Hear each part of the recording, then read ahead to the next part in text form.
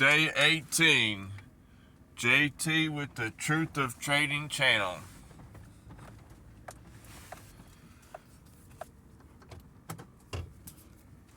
Well, I got checked out and found why I've been so sick this past week. I've had walking pneumonia, apparently. Whoop-de-doo. I just know I was sick. That's all that matters. But I'm pulling through. It ain't gonna stop that. It ain't gonna stop me, you know. It's gonna take more than that to put me down.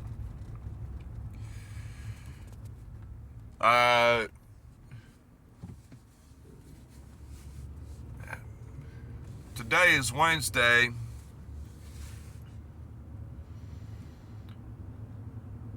Wednesday evening.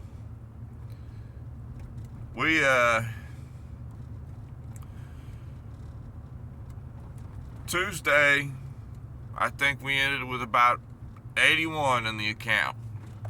This little swinging account we have.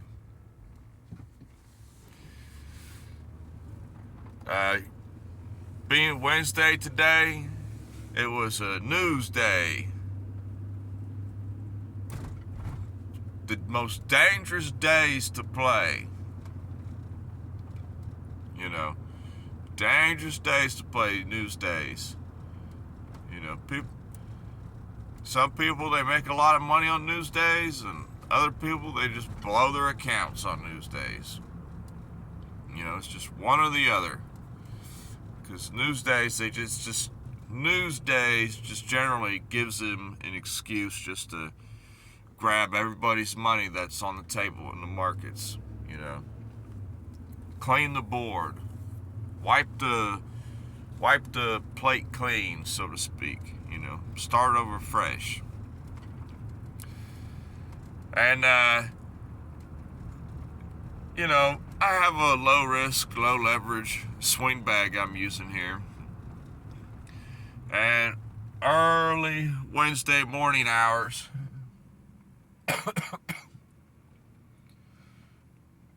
price on this asset, you know, it was dropping.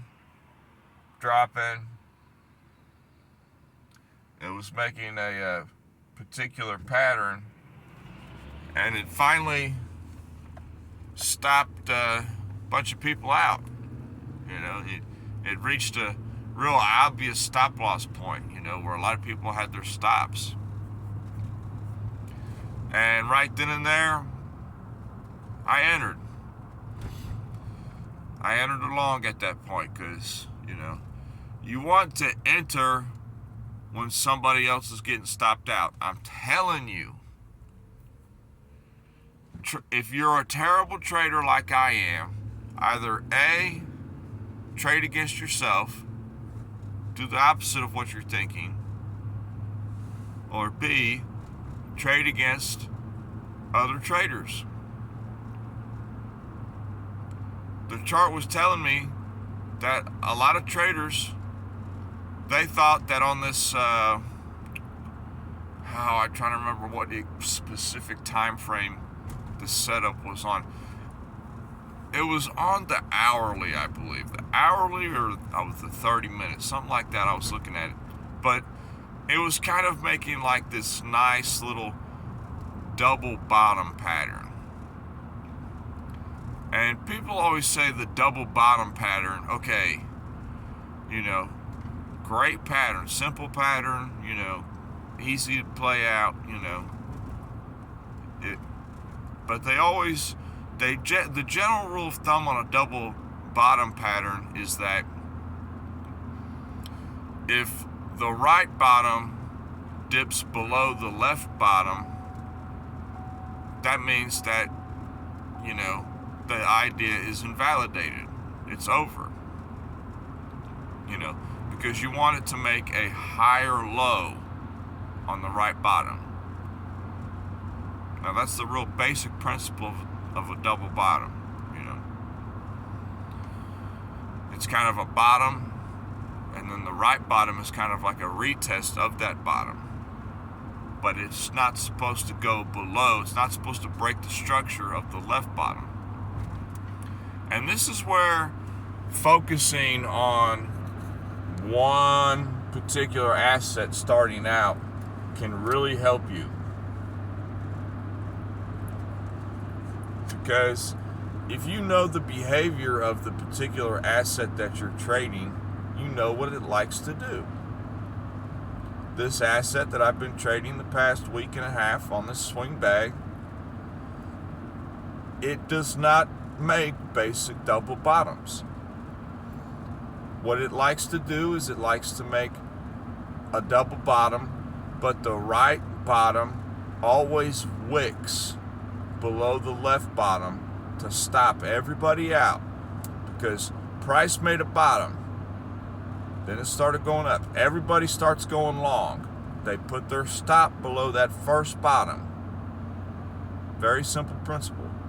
So you know there's so many stops below that first bottom because price started moving up, up, up. And then it comes back down to retest that bottom. Well, everybody thinks, okay, I'm safe. I got my stop below that bottom over here on the left. I'm safe, Well, not on this asset, This asset loves to, they have to make money. The market has to make money. They're going to stop you out. So they stop everybody out. They grab all those long stop loss points that were under that left bottom, and then they move up and away. So I entered, and it took all day. I held it all day. Finally, I just held it. Price was going in my favor. I put my stop loss to break even. I just sat on the trade. Win-win trade, Doesn't matter. Not going to lose anything on the trade.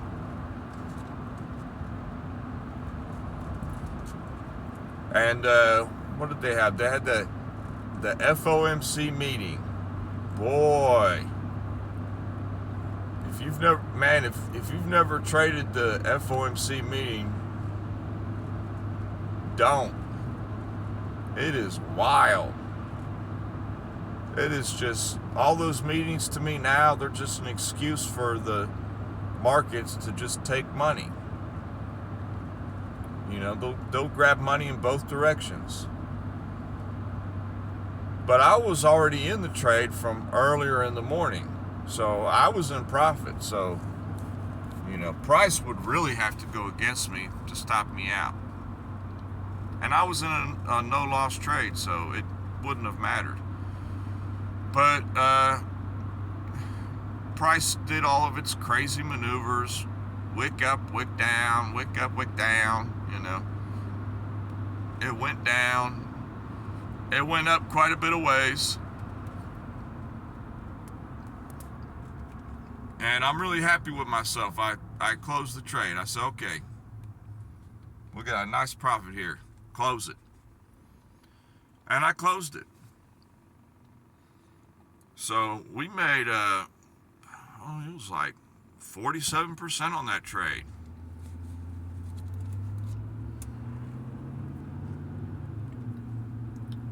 Well, it wasn't quite that. Yeah, it was about 47%.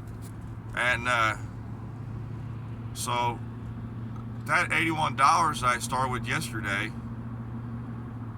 it went right up to about $125. And, at the end of that meeting, I noticed that, it just seemed like everybody was going long. Everybody's going long. Price moving up. But it wasn't breaking key market structures. It was not making higher highs. And the 15-minute just got sky high. And it would not break the previous market structure high. So I entered a short with about 50% of the account. and price went down. You know, it went down. I closed the trade at about 10% profit, you know, and then that was it. It was just sideways after that. You know, the meeting's over, everything's done, the market did what it had to do. So today was a very good day, you know. Now this little swing count, beginning of last week, we put $35 in the account. Now it's $135, you know. So when you slow down and focus and don't get greedy and just take the high probability setups, your account will grow over time. But you just have to work on it, you know. So we'll see what today, Thursday, holds. I'm not seeing anything particularly good at the moment, but maybe something will come to fruition later in the day. And we'll holler at y'all later. Peace.